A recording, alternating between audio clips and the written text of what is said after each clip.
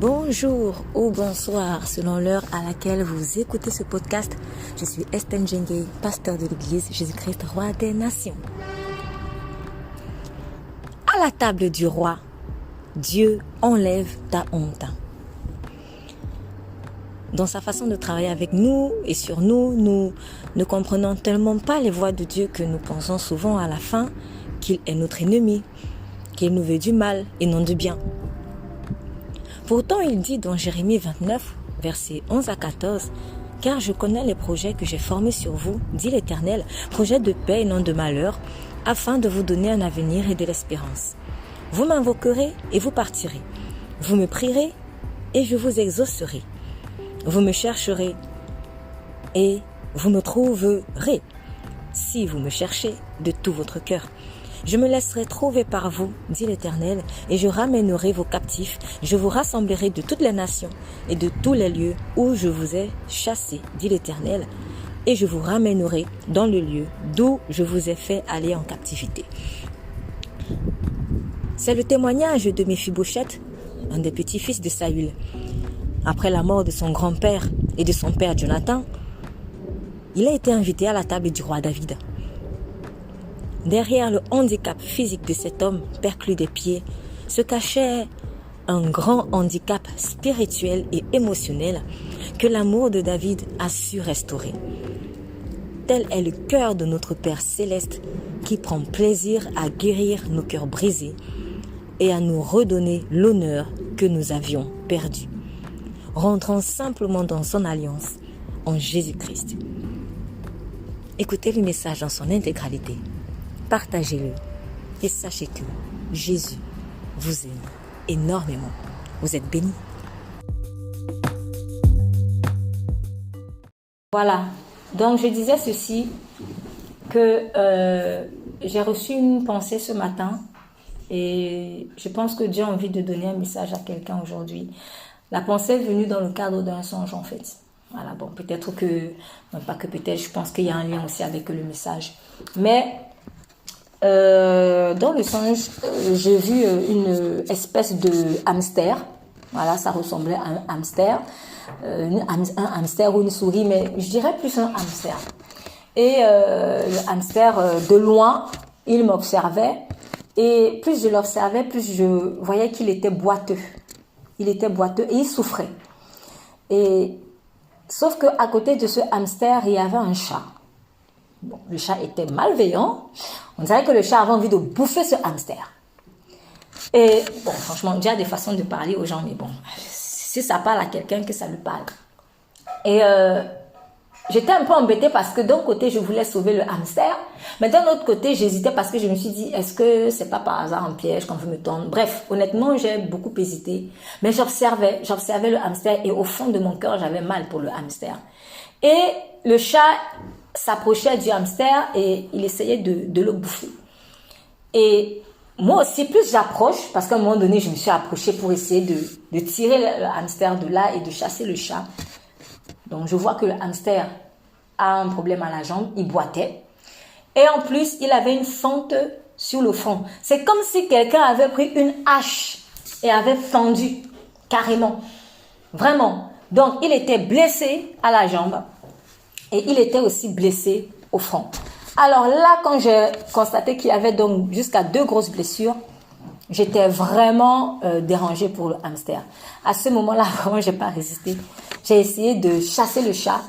Et le chat aussi résistait. J'ai essayé de chasser le chat. Et le hamster s'approche de moi.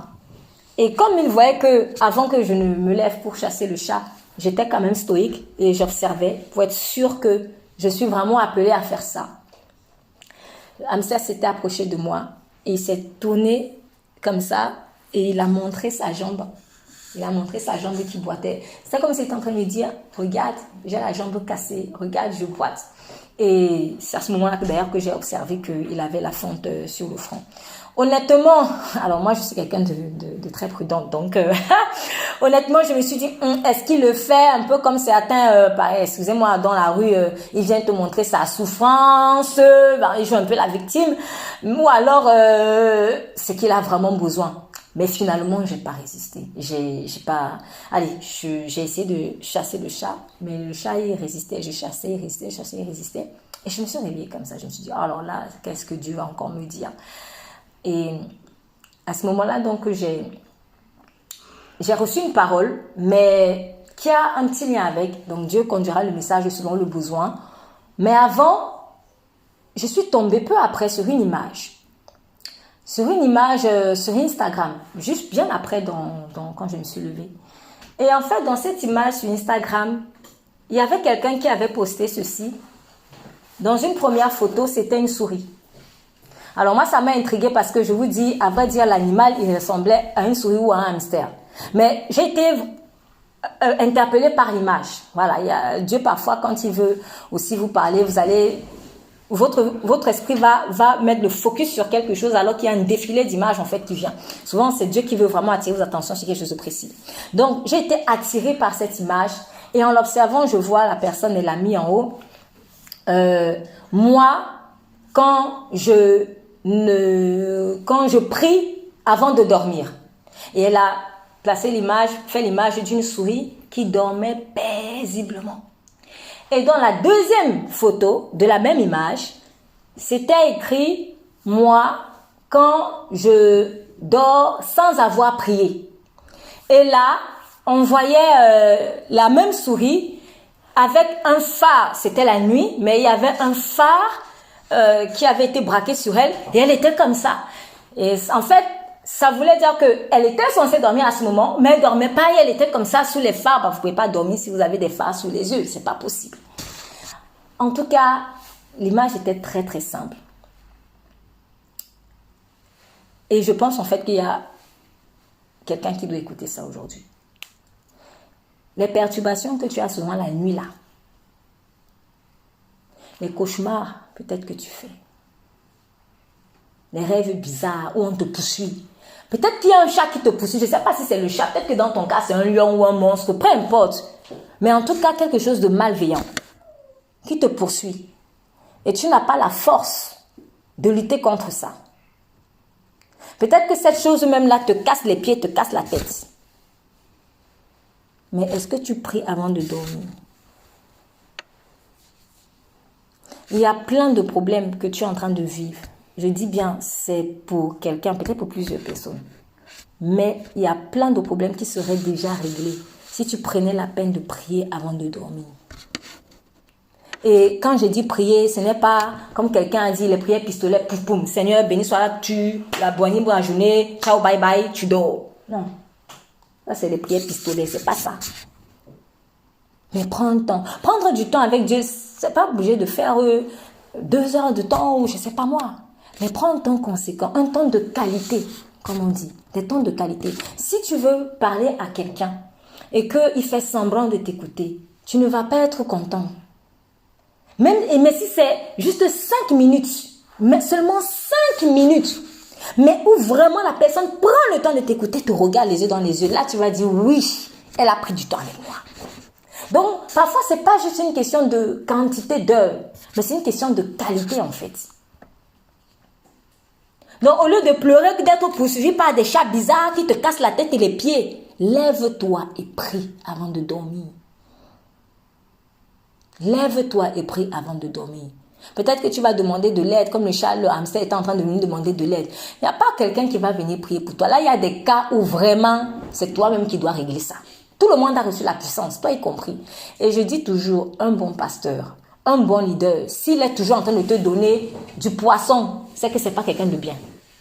Parce qu'un bon leader doit t'apprendre à pêcher le poisson. On te donne au début, oui, parce que tu es peut-être faible. C'est normal. Mais à un moment donné, toi-même apprends à aller pêcher. Tu as la puissance. Lève-toi et chasse ces démons au nom puissant de Jésus-Christ. Tu le peux. Donc les chats bizarres qui te poursuivent là, en réalité, c'est juste parce que tu ne te lèves pas et tu ne pries pas. Donc tu fais ta journée, tu dors, tu ronfles et puis tu te lèves le matin comme ça et tu crois que la vie est belle. Non! Donc prends le temps de prier. Priez sérieusement. Ce n'est pas la multitude des occupations qui nous sauve. Ce n'est pas la multitude des occupations qui nous sauve, c'est Jésus-Christ. Prenons vraiment le temps de prier. Voilà, donc ça c'est un message à donner à quelqu'un. Prenez ça très au sérieux s'il vous plaît. Parce que si vous ne faites pas ce que je voyais en tout cas dans le songe, c'est que le chat était en train de s'en prendre au hamster. Il risquait de mourir. Et je pense que le fait que je n'ai pas pu, c'est pas que j'ai pas pu, je pouvais, mais il y avait quelque chose qui me faisait hésiter parce que je sentais que ce hamster-là lui-même, il avait un problème. C'est comme si en partie il était responsable. Voilà pourquoi j'ai hésité en fait. Il y a des choses que c'est pas quelqu'un qui va venir faire pour toi. Si toi-même tu ne te lèves pas, si tu joues les paresseux spirituels, et bien comme il est écrit dans le livre de Proverbes, j'ai vu un paresseux, il dormait et puis il avait des haies, la disette va venir te manger. Donc vraiment, levons-nous et prions. Le matin, le soir, il y a des jours où tu vas être fatigué, tu vas commencer à prier, tu vas dire n'importe quoi, bon pardon, il faut dormir. Mais prenons quand même des temps de qualité avec le Seigneur. Ça doit être des moments exceptionnels où je suis tellement fatiguée que je me suis endormie, je n'ai même pas su que je me suis endormie. Ça doit être des moments exceptionnels. Mais quand c'est déjà une habitude là, se dit de tes nuits, tu pries une fois sur 10, il y a un problème. Après, tu vas venir crier que je suis attaqué sur ceci, je suis attaqué sur là. Quand vous priez, quand vous pleurez que vous êtes attaqué, il faut que ce soit des vrais problèmes, des vraies attaques. Je ne sais pas, permettez-moi l'expression, mais personnellement, moi je dis souvent, à un moment donné, moi j'apprécie mal en fait que quelqu'un vienne me poser un problème pour lequel on lui a déjà parlé 10 fois et que lui-même il a la solution. Il faut venir poser les vrais problèmes aux gens, pas les problèmes que vous pouvez régler juste avec 5 minutes de prière. Régulier. Donc, soyons vraiment sérieux avec ça. Dieu nous aime vraiment. Dieu nous aime. Et ne prions pas. À vrai dire, on ne doit même pas prier juste pour le danger. Je ne vais pas prier. Oui, je vais prier parce que à l'heure, si je ne prie pas, les sorciers vont venir m'attaquer. Ça, ce n'est pas même le vrai but. C'est est-ce que j'aime Dieu? Parce que si j'aime quelqu'un, je vais prendre du temps quand j'aime quelqu'un tout le temps. Au téléphone. Oui, tu vas comment? Tu l'appelles pour dire tout et n'importe quoi. C'est ça. Et si tu n'aimes pas Dieu, eh bien, demande-lui de déposer l'amour dans ton cœur. Et il va le faire. Dieu ne veut pas que tu sois bouffé comme un hamster par des chats. Donc, lève-toi. Tu as la puissance. Fils de Dieu, fille de Dieu. 2 Samuel chapitre 9. 2 Samuel chapitre 9. S'il vous plaît, je vais demander la lecture. Bon. C'est bon? Oui. Okay. Et il dit, approche donc et donne-moi la mort, car je suis pris de vertige, quoique encore plein de vie. Un instant, c'est 2 Samuel, s'il vous plaît. 2 Samuel. Deuxième niveau de Samuel, au chapitre 9. Ah, ok. Voilà, deuxième niveau de Samuel, chapitre 9, à partir du premier verset. On va commencer à partir du premier verset jusqu'au verset 8. Voilà, ça parle de David et... Ok. Merci. David dit, respecte-t-il encore quelqu'un de la maison de Saoul pour que je lui fasse du bien à cause de Jonathan? Et il avait un serviteur de la maison de Saoul nommé Tiba, que l'on fit venir auprès de David. Le roi lui dit, es-tu Tiba? Et il répondit, ton serviteur. Le roi dit, n'y a-t-il plus personne de la maison de Saoul pour que j'eusse envers lui de la bonté de Dieu? Et Tiba répondit au roi, il y a encore un fils de Jonathan, percus des pieds. Le roi lui dit, où est-il? Et Tiba répondit au roi, il est dans la maison de Makir, fils d'Amiel. À Lo-débar, le roi David l'envoya chercher dans la maison de Makir, fils d'Amiel. À Lo-débar, et Méphi-Boshet, fils de Jonathan, fils de Saoul, vint auprès de David, tomba sur sa face et se prosterna. David dit, Méphi-Boshet. Et il répondit, voici ton serviteur. David lui dit, ne crains point, car je veux te faire du bien à cause de Jonathan, ton père. je te rendrai toutes les terres de Saoul, ton père, et tu mangeras toujours à ma table. Il se prosterna et dit, qu'est-ce ton serviteur pour que tu regardes un chien mort tel que moi? La suite, s'il vous plaît. Est-ce que quelqu'un d'autre peut prendre la relève? À partir du verset 9. 9. Le roi appela Siba, Un peu plus le fort pour qu'on serviteur entende. s'il vous de plaît. Saül, et lui dit, je donne au fils de ton maître tous ceux qui appartenaient à Saül et à toute sa famille. Tu cultiveras les terres pour lui avec tes fils et les serviteurs. Et tu feras les récoltes afin que le fils de ton maître ait du pain, de quoi manger. En outre, Méphibosheth, le fils de ton maître, mangera constamment à ma table. Or, Siba avait 15 fils et 20 serviteurs. Il dit au roi, ton serviteur fera tout ce que le roi, mon Seigneur, ordonne à son serviteur.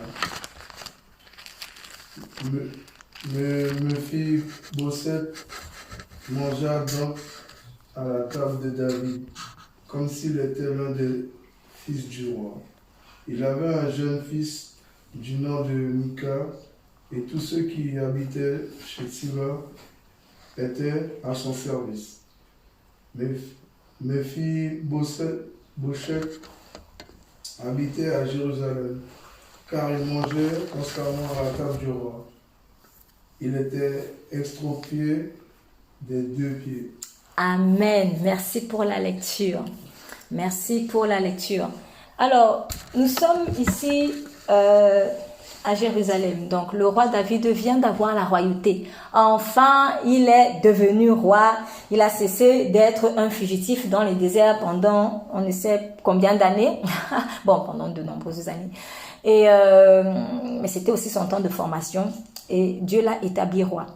Et on nous dit que il pose la question de savoir, ne reste-t-il donc personne de la maison de Saül afin que je lui fasse du bien pour l'amour de Jonathan? Alors, reprenons le contexte. David a pendant très longtemps été pourchassé par Saül. Et Saül avait un fils quand même qui était très ami de Jonathan, avec qui ils ont fait alliance devant Dieu. Lorsqu'il prend la royauté, il pose la question, est-ce qu'il n'y a personne de la famille de Saül pour que je lui fasse du bien, mais pour l'amour de Jonathan? J'aime beaucoup en fait cette leçon parce que elle nous résume le sens même de l'alliance. Quand on dit que Jésus a fait alliance avec nous.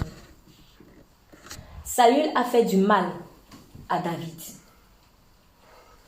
Mais le fils de Saül avait fait alliance avec David. La personne à qui David veut faire du bien là, donc un descendant de Saül, son petit-fils, il ne va pas le faire parce que il le connaît déjà, il ne le connaît même pas. Puisqu'il pose la question, est-ce qu'il n'y a pas quelqu'un ici? Il ne le connaît pas. Mais parce qu'il a fait alliance avec son père, il dit, je vais lui faire du bien. Alors, ce fameux fils, c'est Méphibosheth. Est-ce que Méphibosheth avait fait quelque chose de particulier à David? Rien. Mais Méphibosheth va être au bénéfice de l'alliance que David avait faite avec Jonathan. À l'occasion de cette fête de Noël, c'est bien de revenir en fait sur... Pour certains, ça va être des fondamentaux. Enfin, même pas que pour certains. Pour tout le monde, c'est des fondamentaux. D'aucuns va dire, oui, je sais déjà ça, j'ai déjà entendu des messages. Mais comme nous avons vu hier dans le cadre de la prière, si je suis rassasiée, si je suis déjà rassasiée, même le miel qu'on va me donner, je vais fouler. Quand vous n'avez plus faim, on va vous proposer votre plat préféré, vous allez dire non. Mais c'est quand vous avez faim, même ce qui est amer, là, tu vas prendre. Et j'invite toujours chacun, même si vous avez l'impression d'avoir écouté déjà ce message, demandez toujours au Seigneur quelle est la couche de révélation que tu veux me donner de plus par rapport à ce message en fait. ici, l'alliance entre David et Jonathan est une alliance que le Fils a fait avec le Père pour que nous soyons bénis. Je n'étais pas encore né quand Jésus est mort à la croix. Mais parce que Jésus-Christ s'est sacrifié en versant le sang de l'alliance, moi je suis béni. Je n'ai rien demandé à Dieu. On n'a rien demandé à Dieu. Et derrière la compréhension de cela, il y a plein de choses en fait qui sont déterminantes. Parce que comme j'expliquais, je ne sais plus quel jour, mais récemment, c'est que quand tu n'as pas compris en fait que tu es dans l'alliance, tu vas croire que tu es dans un simple contrat. Le contrat, c'est quoi? Je donne, tu donnes. Et puis, je peux mettre des réserves. Et puis, peut-être, si c'est un contrat de travail, tu me donnes le travail et tout. Et voilà, je te donne le travail et là, l'autre, il paye. En fait, tu auras l'impression que c'est un dû. J'ai mérité ça. Mais Méphibosheth n'était même pas là. Il n'était pas là quand Jonathan et David ont fait l'alliance. Personne ici d'entre nous là n'étions là quand Jésus est mort à la croix. Personne. Mais on y croit par la foi. En tout cas, pour ceux qui y croient, et je vous invite vraiment à le croire. Donc, si je suis béni, ce n'est pas parce que je mérite. La preuve, si on devait faire la balance entre mes bonnes actions et mes mauvaises actions, oh, je suis disqualifiée depuis longtemps. Et il faut le dire. Je suis disqualifiée depuis longtemps. Donc, je suis là parce que, alors même que je n'étais pas encore conçue dans le sein de ma mère, il y a une alliance qui s'est faite. Et que le Père respecte ça. C'est-à-dire que même lorsque j'ai fauté, au lieu de regarder à mes fautes, il regarde au sang qui était versé. Le travail que j'ai obtenu, ce n'est pas parce que je suis trop fort. Ce n'est même pas parce que j'ai trop cherché. Mais il faut chercher. Hein? Je ne dis pas qu'il ne faut pas chercher. Mais ce n'est pas mes forces, ce ne sont pas mes forces qui m'ont donné ça. C'est pas parce que je suis trop bien. Et pourquoi est-ce que Dieu a voulu faire une alliance et non un simple contrat? Justement parce que nous sommes trop mauvais. C'est la vérité. C'est parce que nous sommes trop mauvais. Donc, il a fallu qu'il se donne. C'est comme si Dieu a voulu se donner un prétexte, comme pour s'efforcer de ne pas nous détruire. Parce que s'il devait regarder seulement à nos mauvaises actions, on serait tous détruits. Et d'ici, je regarde au vol de celui-là, au mensonge de celui-là, à la paresse de celui-là, à ceci de celui-là, bref, à la jalousie. Comptez tout ce que vous avez déjà fait. Si Dieu devait regarder à cela, je ne serais pas qualifiée. Voilà pourquoi l'apôtre Pierre a dit, nous étions dignes d'être haïs. Cette phrase m'intrigue toujours. En fait, bon, c'est pas qu'elle m'intrigue, mais elle suscite en moi une crainte en fait, une sainte crainte et de l'humilité. Et il dit, vous qui étiez dignes d'être haïs, vous avez été graciés, dignes d'être haïs. Méditons un peu dessus. Tu es digne d'être haïs. Quand on dit que tu es digne de quelque chose, c'est que tu mérites. C'est ça en fait. Je suis digne de recevoir ceci. Cela signifie que je mérite ça. Maintenant, le Saint-Esprit dit, vous étiez digne d'être haïs. Ce qui veut dire que si on te déteste, tu méritais. Si on me détestait, c'est que je méritais. Alors moi, personnellement, ça m'avait choqué. Parce que je pensais que j'avais quand même trop de bonnes œuvres. Vous étiez digne d'être haïs. Donc tu mérites en fait d'être détesté. Donc quand même je vais me plaindre, oh oui Seigneur, pourquoi on m'a fait ceci, pourquoi on m'a fait cela, pourquoi on m'a tabassé et tout. En fait tu mérites. Parce que tu as récolté ce que tu as semé. Mais vous avez été graciés. Donc Dieu n'a pas voulu regarder en fait à nos mérites. Parce que si celui qui veut marcher avec ses mérites, j'ai fait ceci de bien, donc je mérite le bien. Il faut aussi compter le mérite du mal. Parce que nous, on compte que les mérites du bien, mais on ne compte pas les mérites du mal. Et alors, quand toi, tu comptes les mérites du bien, tu es justement dans l'arbre du bien et du mal. Dans l'arbre du bien et du mal, il y a le bien et le mal. Donc, ce qui dérange Dieu, c'est le mérite. Ce n'est pas le bien ou le mal, c'est le mérite même. Il ne veut pas te faire mériter le mal que tu as subi. Du coup, tu ne vas donc pas aussi réclamer le mérite du bien que tu as fait. Parce que toutes tes bonnes œuvres là, c'est pourri devant le salut. On ne mérite rien. Aucune de nos bonnes œuvres n'ont pu nous sauver. Aucune n'a pu, pardon. C'est pas une question de mérite. Donc si tu réclames le mérite, oui j'ai fait ça, je mérite quand même. Je mérite quand même ceci. Non. Parce que si tu mérites ça, mérite aussi le mal. C'est pour cela en fait qu'on ne peut pas réfléchir selon l'arbre du bien et du mal. On ne peut pas. On ne réfléchit que selon l'arbre de la vie qui est la grâce. On ne mérite pas en fait. On ne mérite pas. Donc, c'est l'alliance. C'est l'alliance entre David et Jonathan qui a gracié Méphibosheth, son fils, qui n'était même pas au courant de ça. Et à vrai dire, si on veut parler de mérite, on va voir l'attitude de Méphibosheth après. Si on veut parler du mérite, franchement, quand ton grand-père a passé des années à me persécuter, quand ton grand-père a passé des années à me persécuter, j'ai échappé à 1001 reprises à la mort à cause de ton grand-père, pendant que toi tu te vautrais au palais. Et je veux venir te bénir comme ça. Non, mais il a fait à cause du Jonathan. Alliance. Voilà comment Dieu nous regarde. C'est-à-dire, Dieu nous aime tellement qu'il s'est efforcé à ne pas regarder à ce qu'on méritait de mal. Parce que le péché entraîne la mort. Comme j'ai péché, je mérite l'enfer. C'est ça, pour parler crûment. Parce que c'est ça, je mérite l'enfer. Parce que souvent, même quand on dit la mort, j'ai l'impression que parfois les gens, comme la mort est aujourd'hui enjolivée, ben, on prend pas conscience en fait. Voilà, on joue avec la mort, Halloween, on joue avec la mort. Quelqu'un a dit un jour, tu ne peux pas, comment tu peux, en tant que fils de Dieu, célébrer Halloween? Tu ne peux pas vouloir ressembler, puisqu'en fait, quand tu te déguises, c'est comme si tu veux ressembler au mal, en fait. Tu ne peux pas vouloir ressembler au démon que tu vas demain après chasser, ça n'a aucun sens. Comment je peux vouloir chasser les démons, après demain, je veux leur ressembler? C'est la folie, ça. Ça, c'est la folie, en fait. Donc, vraiment, l'alliance, ce qui fait que nous, vous et moi, on soit là assis, c'est l'alliance. Je ne mérite rien. C'est la grâce. Et que Dieu vraiment nous pardonne. Moi, en tout cas, la première. Seigneur, pardonne-moi pour toutes les fois. Parce que parfois même, quand tu as accepté, c'est comme s'il y a en toi un réflexe. Et vous voyez, il y a souvent un réflexe en nous qui veut absolument mériter, en fait. Ce réflexe-là, il faut le taire. Et quand il remonte, rappelle la grâce. Non, je suis gracié. Je suis gracié. Je suis gracié. Je marche par la grâce. Je ne marche pas par mon mérite. Je marche par la grâce.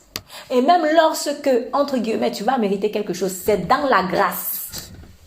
Oui, parce que Dieu donne aussi à chacun ce qui lui est dû. Mais c'est dans le box de la grâce. C'est-à-dire, la façon de définir le mérite ne doit plus être hors grâce. Ta façon de définir le mérite, ça doit être dans la grâce. Donc, mets-toi d'abord dans la grâce et à partir de la grâce, bon, on va voir ce qui te revient aussi. Voilà. Mais vous remarquerez toujours, même quand Dieu nous récompense, à vrai dire, c'est au-delà de ce qu'on a semé. En tout cas, pour moi, je trouve que c'est ça. Donc, toi, tu fais seulement un peu, mais il te donne beaucoup. Tu donnes un peu, il te donne beaucoup. Parce que Dieu est un Dieu d'abondance et de générosité. Il aime le beaucoup. Il aime donner beaucoup. Il est généreux, en fait. C'est ça. Vous voyez, les ouvriers de la dernière heure, ils sont venus travailler seulement 1 heure. Mais ils ont eu le même salaire que les ouvriers de la première heure. Ils ont fait quoi? Rien. Rien. C'est la grâce. Donc même le travail que tu vas faire là, en fait, ce que Dieu va te donner en guise de récompense, c'est largement au-dessus de ce que tu aurais mérité si tu réfléchissais selon l'arbre du bien et du mal. Donc Dieu, c'est un Dieu d'abondance. Vraiment, il nous fait du bien, il nous bénit. Parfois même des choses que tu n'as même pas demandé, il te donne. Salomon a seulement demandé la sagesse. Dieu a dit, ah non, la richesse prend aussi. Ça prend, la gloire prend. Il a donné. Alors que ça, Jésus n'était même pas encore venu sur terre. Maintenant, nous qui sommes nés de nouveau, à plus forte raison, Dieu veut te donner. Mais reçois par grâce. Ne cherche pas à mériter. Reçois seulement. C'est gratuit. C'est gratuit. C'est bien gratuit même. Il faut venir. C'est gratuit. Donc, ça c'est vraiment la première étape dans ce chapitre. Retenir que vraiment, nous sommes au bénéfice d'une alliance. Ce n'est pas un simple contrat, mais c'est une alliance. Et dans cette alliance, Dieu s'engage à te faire du bien Pas parce que tu mérites, mais juste parce qu'il a fait alliance en versant le sang de son Fils. Crois en cela. Ce qui veut dire que tout ce que tu fais, tout ce que tu vas demander, les prières que tu vas faire, appuie-toi sur l'alliance-là. Rappelle-lui seulement ça. Père, je viens rappeler l'alliance. Je rappelle l'alliance. Je ne viens pas réclamer quelque chose que qu'on me doit. Non. Je viens m'appuyer sur l'alliance. Quand il entend l'alliance, là son cœur vibre. Son cœur vibre. Pourquoi? Parce que c'est ça qui est juste. Parce que si je viens réclamer mon mérite, c'est injuste. Or, le trône de Dieu est établi sur la justice. C'est ça qui est juste. Reconnaître que je ne mérite pas. Mais si je suis là, c'est à cause de l'alliance. C'est à cause de l'alliance. Donc voilà ce qui doit soutenir en fait nos prières, l'alliance. Or, il y avait dans la maison de Saül un serviteur nommé Tiba qu'on appela auprès de David et le roi lui dit, es-tu Tiba? Il répondit, ton serviteur. Le roi dit, n'y a-t-il plus personne de la maison de Saül pour que j'use envers lui d'une bonté selon Dieu? Je ne sais pas comment c'est dans vos versions, mais en ayant vérifié à peu près un certain nombre de versions, j'ai vu que c'était toujours la même idée. Donc il dit, d'une bonté selon Dieu. Il y a même une version qui dit, d'une bonté comme Dieu l'aurait fait. D'une bonté comme Dieu l'aurait fait. Je ne sais plus si c'est parole de vie ou français courant, quelque chose comme ça. Donc, n'y a-t-il pas quelqu'un de la maison de Saül, de la famille de Saül, pour que j'use envers lui d'une bonté selon Dieu? Et Tiba répondit au roi, il y a encore un fils de Jonathan qui est perclus des pieds. Alors, quand il pose la question, il faut voir que Dieu a tellement insisté pour que David soit sur le trône. Parce que même si Israël avait réclamé un roi humain, alors que Dieu voulait continuer d'être leur seul roi, il s'est arrangé en cédant à leurs prières, à leurs demandes, de mettre quelqu'un qui va quand même refléter le cœur de Dieu. En prenant soin, bien sûr, de le travailler. Donc, toutes les souffrances que David, par lesquelles il est passé, c'était pour travailler son cœur. Et là, on voit vraiment les fruits. On voit quand même les fruits. Il dit, afin que j'eus une bonté selon Dieu. Je vais revenir sur quelque chose que j'avais dit dans le cadre d'une prière en semaine. Il aurait pu dire, afin que j'agisse d'une bonté. Ou afin que, il aurait même encore pu dire, afin que je sois bon envers lui. Afin que je sois bon envers lui. Il n'a pas fait ça. Ce n'est pas anodin en fait qu'il ait précisé d'une bonté selon Dieu ou alors d'une bonté comme Dieu l'aurait fait. Parce que David, tout part ici de l'alliance. Quand tu es dans l'alliance avec Dieu, les qualités de Dieu doivent devenir les tiennes. Donc, Jésus a dit à quelqu'un qui voulait l'appeler bon maître. Bon maître. Jésus a dit, pourquoi m'appelles-tu bon maître? Seul Dieu est bon. Oui, certes, Jésus est Dieu, mais il répond toujours en fonction de ton besoin. Parce que cette personne ne voyait pas Jésus comme Dieu. Elle voyait Jésus comme homme. Du coup, Jésus a voulu se mettre sur son terrain. Il a dit, bon, si pour toi je suis donc un homme, pourquoi m'appelles-tu bon? Parce que l'homme n'est pas bon. En fait, Jésus a simplement voulu répondre sur le terrain de compréhension de cette personne qui était encore petit. Considérer que Jésus soit un simple homme. Il a dit, ok, je suis un homme, mais si je suis un homme, ne m'appelle pas bon.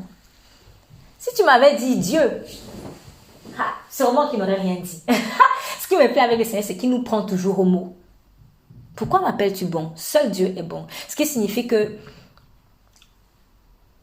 vraiment, là où, comme l'Ecclésiaste a dit, beaucoup proclament leur bonté. Beaucoup proclament leur bonté. Mais combien un homme fidèle, qui le trouvera? Ah non, moi je suis quelqu'un de bien, hein. Franchement, tu peux me faire confiance, moi je suis quelqu'un de bien. Non, franchement, je suis quelqu'un de bien. Ouais, on le dit très souvent, ou on l'a déjà dit très souvent. Beaucoup proclament leur bonté, mais un homme fidèle. Pourquoi est-ce que on a l'impression qu'on oppose bonté et fidélité. Pourtant, normalement, ça doit pas être opposé. Mais pourquoi cette impression, en fait, d'opposer la bonté et la fidélité? Tout le monde proclame qu'il est bon, mais un homme fidèle. Parce que la fidélité est directement liée à l'alliance. Le problème avec l'alliance, c'est qu'on cherche les gens fidèles. Quand tu es fidèle à l'alliance, à ce moment-là, tu vas avoir toutes les qualités qui sont liées à cette alliance, y compris la bonté. Donc, pour être vraiment bon, il faut que tu sois dans l'alliance de Christ. Mais si tu veux être bon hors de l'alliance, ça sera une bonté factice, une bonté limitée. Parce qu'on va te taper aujourd'hui, tu vas dire ok, je supporte. On va te taper 2 fois, je supporte. On va te taper 30 fois. À la 30e fois, tu vas dire non, c'est bon, j'en ai marre. Mais la bonté de Dieu, elle est infinie. Tu vas taper sur lui une fois. Depuis combien de générations on est en train de taper sur Dieu? On se moque de lui, on crache, on fait même des sketchs sur Dieu, on se moque de lui. Mais il est encore bon. Mais notre bonté, ça finit. Si je veux parler terre à terre. Ma bonté humaine, ça finit. C'est une source tarissable. Mais la bonté de Dieu, c'est une source intarissable. Et elle trouve sa force dans l'alliance. Donc si je veux aussi être bon comme Dieu l'est, il faut que j'entre dans l'alliance de Dieu. Parce qu'à ce moment-là, il va simplement me diffuser son alliance en fait. C'est pas quelque chose que je peux créer. Je peux pas dire, oh Seigneur, mais comment on fait pour être comme toi et tout? Tu ne peux pas de loin être bon comme Dieu. Il faut que lui-même entre en toi. Et c'est lui qui va être bon au travers de toi. En dehors de ça, c'est impossible. Et l'erreur, en fait, que nous on fait souvent, c'est qu'on observe de loin et on veut reproduire. Mais ça ne se passe pas comme ça. Si je veux être bon comme Dieu, il faut que j'entre dans la case. Je le laisse entrer ou que je le laisse entrer en fait en moi. Et à ce moment-là, c'est lui qui va commencer à être bon à l'intérieur de moi. Voilà pourquoi il veut nous déchirer pour entrer. Donc chaque fois que j'en dis, mais je ne sais pas comment faire, oui, tu ne peux pas. Je ne peux pas. La seule solution, c'est que je sois brisé, qu'il entre, et après, il va lui-même être bon. De telle sorte qu'on va me taper une fois, je vais supporter. 10 fois, je vais supporter. 20 fois, je vais supporter. 30 fois. Lorsque avant, j'allais dire c'est bon, à la 30e fois, je vais dire c'est pas grave, on continue. Je vais continuer à faire le bien. Ne vous lassez pas de faire le bien. Laisse Dieu lui-même poser les limites de sa patience. Parce que oui, quelque part, sa patience a des limites. Il reviendra. Il ne supportera pas indéfiniment, en fait, ce qui est en train de se passer sur la terre en ce moment. Il reviendra pour juger. D'ailleurs, ça a même déjà commencé. Mais au moins, sa patience est tellement grande. Et sa bonté, elle est vraie. Sa bonté est intarissable. Les bontés du Seigneur se renouvellent comment? Chaque matin. Mais mes bontés là, aujourd'hui, lundi, je serai bon. Mardi, non, je ne suis pas d'humeur. Mercredi, je vais être bon. Jeudi, je ne suis pas d'humeur. C'est ça. Dans notre bonté, c'est yo-yo. Est-ce qu'on peut faire avec ça? Pire encore, je vais même parfois servir Dieu avec une bonté en yo-yo. Ça ne marche pas. Je vais me faire du mal. Parce qu'on ne mélange pas du vin nouveau avec de vieilles eaux. Donc, au lieu de chercher à imiter Dieu de loin, ok, je vois. Parfois même, je lis la Bible. Oui, Jésus a fait ça. Alors, quand on l'a giflé, il a laissé qu'on le gifle. Allez, et tu es toujours de loin. Bon, moi aussi, je vais attendre qu'on le gifle. Pouf, après, tu te rends compte que quand on t'a giflé, toi aussi, tu veux rendre. Parce que tu as voulu imiter Jésus de loin. Jésus ne cherche pas de simples imitateurs. Il cherche des gens qu'il va briser et dans lesquels il va entrer. Et lui-même, il va vivre. Voilà pourquoi il faut le brisement. Donc, l'alliance que j'ai faite avec Christ, dans cette alliance-là, il faut que je sois conscient que je me suis engagée à être brisée par lui. C'est l'image de, vous voyez, l'arc-en-ciel, qui est un symbole de l'alliance. L'arc-en-ciel, j'en ai déjà parlé il y a longtemps, mais je vais le redire pour ceux qui peut-être n'étaient pas là à ce moment. Dans l'arc-en-ciel, il y a entre autres couleurs l'orange, ouais, il semble que c'est l'orange. L'orange, la couleur orange. De la même manière que, vous voyez que dans la première couleur, en fait, qui est rouge, c'est la toute première couleur. quand Dieu a fait son alliance avec l'arc-en-ciel, il est en train de donner ce message. Tu ne peux entrer dans les bénédictions de Dieu, dans l'alliance de Dieu, que par la porte du sang de Jésus. C'est pour ça que vous voyez la couleur rouge en fait comme première couleur. Je vous assure, rien n'est pour rien. Là où Dieu a fixé une étoile ici et l'autre là-bas, c'est pas au hasard. Nous, on voit peut-être le tout, ah tiens, c'est beau et tout ça. On voit que le beau. Mais derrière, il y a toujours quelque chose de très fort. Ça aurait pu être, je ne sais pas moi, le noir, le blanc, autre chose. Mais s'il a mis le rouge, c'était parce qu'il a voulu montrer que ce n'est que par le sang, le sacrifice. Ce qui veut dire, quand tu dis, oui Seigneur Jésus, je m'engage avec toi, je fais alliance avec toi, tu as accepté de baser ta vie, tes bénédictions sur l'alliance de sacrifice. Tout ce que tu vas faire en dehors du sacrifice de Christ, c'est zéro macabo. Excusez-moi l'expression. C'est zéro. Ça ne marchera pas. C'est pour cela qu'avant Christ, la vie était bizarre. Et que même quand je viens à Christ et que j'oublie le sacrifice, ça va encore être bizarre. Parce que le Saint-Esprit ne te conduira que sur la base du sacrifice. C'est pour cela que l'arc-en-ciel, sa première couleur, c'est rouge. Mais maintenant, dans le même arc-en-ciel, je ne vais peut-être pas faire toutes les couleurs là, mais dans le même arc-en-ciel, il y a la couleur orange. C'est le feu. Donc quand tu t'es engagé avec Dieu, tu as dit oui, j'accepte que tu me fasses passer par le feu. Il y a d'autres couleurs qui sont comme le vert qui est la croissance, le violet, le bleu qui sont la domination, la gloire, la richesse même financière, matérielle en l'occurrence. Il y a tout ça là. Mais remarquez, ces couleurs elles sont un peu loin. C'est à la fin, vers la fin là ou au milieu. Les premiers là, le sang, le feu, tout ça là, c'est pas pour rien.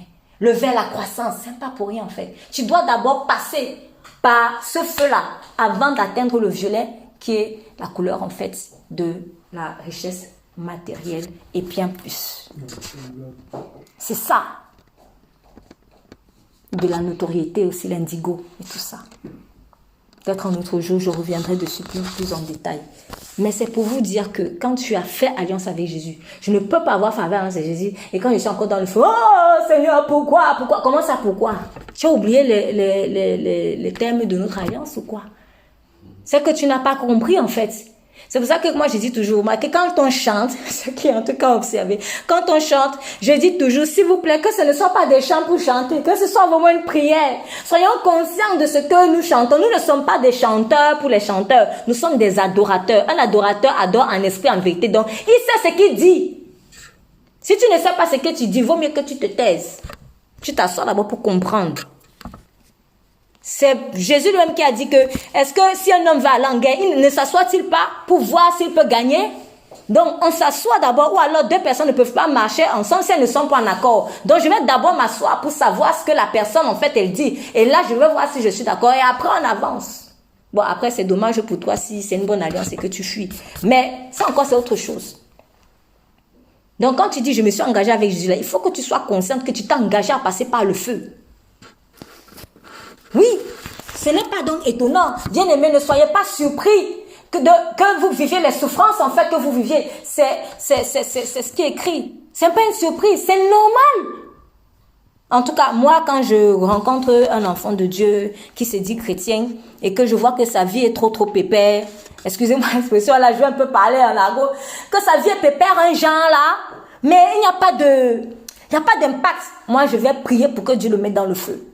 Et chaque fois, ça marche. Et après, la personne change toujours. Ah, je sens l'onction. Ben oui, parce qu'il y a le feu. L'onction sort avec le feu. Il faut que tu passes par le feu.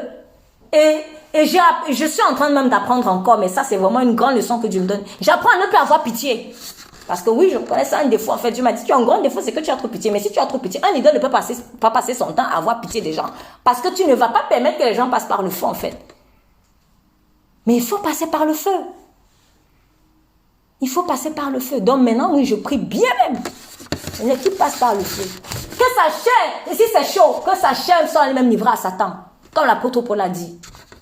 Mais ça a toujours du bon résultat. Quand vous le faites vraiment pour le Seigneur, ça a du bon résultat. Ça a toujours du bon résultat. Donc, nous nous sommes engagés à passer par le feu. C'est un engagement que j'ai pris. Si je fuis le feu, c'est que je suis un menteur. Parce que j'ai dit au Seigneur, je m'engage à te suivre. Nous ne sommes pas des menteurs. En tout cas, nous ne devons pas être des menteurs. Donc, acceptons le feu. Si tu veux pleurer, il faut pleurer. Quand tu finis de pleurer, il vient te consoler. Consoler signifie quoi? Nous, on croit que quand on dit que le Saint-Esprit est le consolateur, c'est qu'il vient enlever la souffrance. Mais en fait, quand peut-être tu as mal, si ton enfant a mal, il s'est fait un bobo, et que tu viens dire, oh là là, tu viens essuyer ses larmes. Mais le bobo là, tu ne l'enlèves pas, le bobo est toujours là. Tu vas penser le bobo et tout ça, mais tu ne vas pas arracher le bobo. Non, tu es obligé d'attendre que le bobo se cicatrise. C'est la même chose que le Saint-Esprit fait. C'est ça, consolateur. Tu as mal, oh, il vient essuyer tes larmes. Oh, c'est pas grave, hein, on fait le pansement. Mais on y va encore. Donc, le Saint-Esprit consolateur, ce n'est pas le Saint-Esprit enleveur des fardeaux de Jésus. Il n'enlève pas le fardeau que Jésus t'a donné.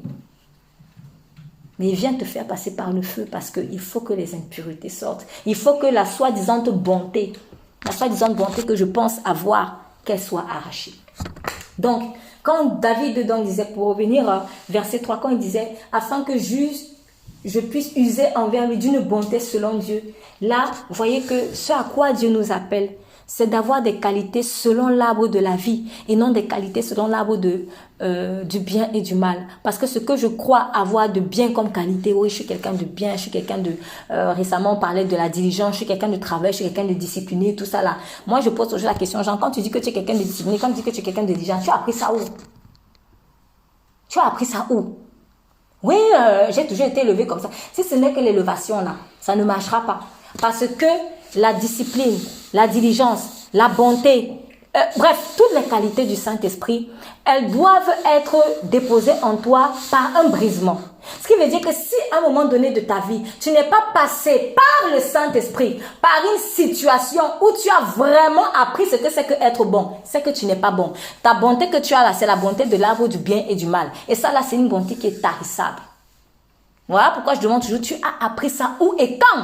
À quel moment Dieu te l'a appris? Et tu ne peux pas sortir que depuis que je suis tout petit. Puisque on ne naît pas enfant de Dieu, on devient. Donc tu n'as pas pu naître avec la bonté. La vraie bonté, selon Dieu en tout cas, doit être déposée en toi à un moment donné de ta vie, un parcours. De telle sorte que si tu crois même que tu as toujours été bon, peut-être que tu es quelqu'un de bien aux yeux des hommes, mais viendra le temps où quand tu as abandonné ta vie à Christ, tu vas réaliser que, mais, je suis mauvais. Oui. Oui, tu es mauvais. C'est pour ça que Jésus est venu. Oui, tu es mauvais. C'est pour ça qu'il est venu. Donc, on n'a rien de chez rien. C'est pour ça qu'on parle de nouvelle naissance. Nous, on dit, oui, je suis né de nouveau, mais on se comporte comme des... Je sais pas moi, on garde les anciennes choses, les anciennes qualités, les anciens trucs, et puis on croit qu'on va venir amener ça à Jésus. Non, ça là, il jette à la poubelle. Si tu fais ça, c'est que tu es en train d'insulter le sacrifice de Jésus, parce que Jésus est mort pour enlever tes qualités que tu appelles qualités, et pour déposer ses qualités à lui. Donc ne croyons pas que le fait de venir à Jésus fait que les qualités que nous on les garde, les défauts qu'on a, il va les arracher et puis il va nous ajouter encore d'autres qualités. Parce que c'est ce qu'on fait. Nous, on est là et puis quand on vient à Jésus, au lieu d'enlever tout ça, la coque là, les vieux vêtements là, au lieu d'enlever ça, parce que c'est ce qu'il veut, donc il fait ça. Et ça là, tu jettes. C'est ça les eaux du baptême. Quand tu es dans le baptême, tu laisses tous les vieux vêtements et tu viens nu devant lui. Et maintenant, lui, il te remet une nouvelle coque. Un nouveau vêtement. Nous, ce qu'on fait, c'est qu'on vient à lui, on sait qu'on a des défauts, on dit, bon Seigneur, aide-moi à enlever les défauts. Donc, au lieu de retirer la coque, tu fais seulement comme ça. Tu enlèves juste une partie. Et tu dis, bon, j'ai quand même certaines qualités. Hein. C'est quand même ce qui est déjà bien en moi. Ajoute seulement encore. Et là, je serai vraiment comme toi. Ça ne marche pas comme ça. Oui, il te veut nu. Il te veut nu. Ça ne marche pas comme ça. Donc, à quel moment est-ce que j'ai appris ce que je pense avoir appris? C'est la question que tu dois te poser. C'est la même chose quand certaines personnes disent, oui, est-ce que tu as donné ta vie à Jésus? Oui, tu as donné ta vie à Jésus quand? Ben, tu sais, je suis née dans une famille chrétienne, hein, donc depuis toujours, moi, ma mère m'a toujours appris ceci, ma mère m'a toujours appris. Ah, donc toi, c'est depuis que tu es né de nouveau. Ça n'a aucun sens. C'est la même chose dans la sanctification avec les qualités. Tu n'as pas de bonnes qualités qui soient valables devant Dieu. Mais lui, il veut te donner ses qualités à lui. Et pour ça, comme il ne partage pas sa gloire avec toi, il faut qu'il l'arrache. Voilà pourquoi David a dit, afin que j'use d'une bonté selon Dieu, pas de ma bonté à moi, selon Dieu, parce que la bonté de Dieu ne fait pas en fonction du mérite. Méphibosheth ne méritait rien, mais elle fait en fonction de l'alliance. Verset 4, le roi lui dit, où est-il? Et Thiba répondit, il est dans la maison de Makir, fils d'Amiel, à Lo-débar. Alors le roi David envoya et le fit amener de la maison de Makir, fils d'Amiel et de Lo-débar. Alors ici, il y a deux choses qui sont très très intéressantes et importantes à comprendre. Je vous ai dit la semaine passée que tantôt vous verrez qu'on appelle David, tantôt on appelle le roi David. Mais on a commencé à appeler le roi David quand il a pris la royauté. Mais parfois, même après qu'il ait pris la royauté, on l'a parfois appelé David. Souvent, quand on met le titre roi, c'est qu'il y a une information à donner. La semaine passée, j'avais dit quand Michal a méprisé son mari, on l'a dit, elle méprisa le roi David. On n'a même pas dit qu'elle méprisa son mari, elle méprisa le roi David parce qu'on voulait ici relever le fait que ce qui dérangeait Michal, c'était l'onction royale sur David. Ici, on dit le roi David envoya et fit amener le débat. Ici, Dieu veut donner simplement l'image de lui en tant que roi. C'est-à-dire, nous, en vrai dire, on est des fils de rois. Des fils de rois qui ont été graciés. Donc, Dieu, en tant que roi, veut nous inviter dans sa maison et à sa table. Ce n'est pas n'importe qui t'invite. C'est ton père et c'est ton roi. C'est ça. Alors, combien ici vont refuser une invitation à manger d'un président de la République comme ça? Si on te dit, tu reçois dans ta boîte à lettres, imaginons que ce soit un président que tu apprécies. Hein. Bon, on va dire ça comme ça. Imaginons que ce soit un président que tu apprécies. Et tu n'as pas forcément de rapport avec lui. Toi, tu vis ta vie dans ton petit coin perdu là, et puis tu reçois dans ta boîte à lettres une invitation à manger avec le président. Mais c'est quelqu'un que tu apprécies. On dirait que c'est quelqu'un même que beaucoup de gens apprécient en fait, en général, parce que c'est vraiment quelqu'un de bien. Ça va être un peu compliqué de dire non, parce que tu vas te sentir, premièrement, même si tu dis non à la fin, mais au fond, tu vas te sentir quand même honoré. Parce que l'invitation t'a été donnée personnellement. Tu vas même te dire, moi qui? Moi qui? Qui suis-je moi pour que le président tel, je suis qui? Et je vais donc me permettre de dire, si tu sais c'est quelqu'un en fait qui est très apprécié, si tu sais que c'est quelqu'un de qui vraiment on tire toujours de bonnes choses, ça va être un peu dommage de refuser l'invitation en fait. Ça va être un peu dommage. Si tu sais que juste un moment de repas avec lui peut être vraiment bénéfique, ça va être dommage. Tu vas te sentir honoré. Et vous savez, c'est comme ça que Dieu en tant que roi réfléchit. Parce que vous remarquerez que lorsqu'il parle du salut, Jésus prenait l'exemple du royaume des cieux, il disait, il ressemble à un roi qui a envoyé ses serviteurs dans les rues, qui a préparé un festin. Venez manger gratuitement, venez. Certains ont dit, non, moi je viens d'acheter un bœuf, bref. Aujourd'hui, on dira, oui, j'ai une entreprise. Et il y a un autre qui disait, Jésus a dit, oui, je viens de me fiancer, il faut que j'aie profité je viens de me marier, je crois qu'il faut que j'aie profité de ma femme. L'autre disait, chacun a commencé à donner des raisons personnelles. Moi-même, en gros, moi, j'ai mes affaires. Et il est écrit, le roi s'est mis en colère. Et il a dit, va appeler les estropiés, les tels, des personnes qu'on néglige. Tu les amènes. Dieu est offusqué quand tu refuses son invitation. Pourquoi? Parce que l'invitation d'un roi, il faut réfléchir 4 fois avant quand même de refuser.